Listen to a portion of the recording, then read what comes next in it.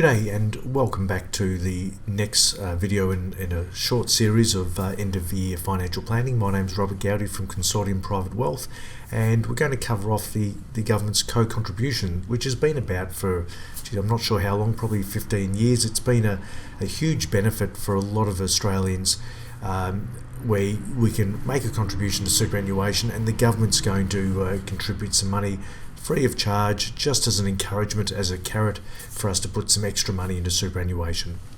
It's not as generous as it used to be, where you could put $1,000 into super and the government will give you $1,000, 100% return on your money. Now it's essentially a 50% return on your money, which I think is still worth chasing. So let's go through the rules quickly. And it has to be an after-tax contribution, so you're paying your tax first on that money before you contribute. It can also just be money that's been saved up over many decades.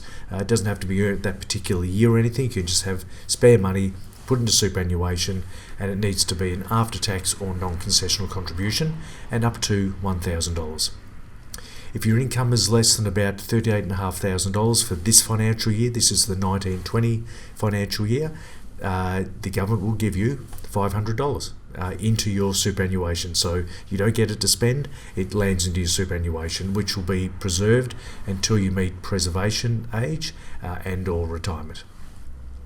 You need to receive at least 10% of your assessable income from employment or self-employment, so people that are fully retired really not eligible for this, so you need to be earning some income.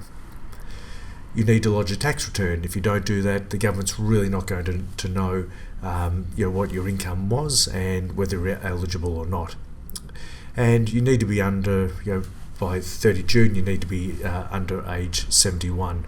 I think what I've said in the past regarding co-contributions, that obviously for younger people to make these types of contributions to their superannuation, $1,000 is a lot of money, particularly when they might be saving for a deposit for a home or what other obligations they've got as younger people.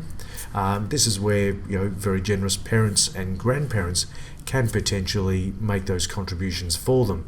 As I said, it doesn't really matter where the money comes from. The super fund's not going to ask where it's from, but if it's essentially a non-concessional contribution into the fund of a student that's working part-time, earning under $38,500, well, there's a 50% return on your money. So there is no investment out there that can do that each and every year. And the growing effect of compounding interest over many decades for a young person, particularly through to age 60, it means tens and tens of thousands of dollars benefit for the investor at retirement. So well worth understanding and taking advantage of it.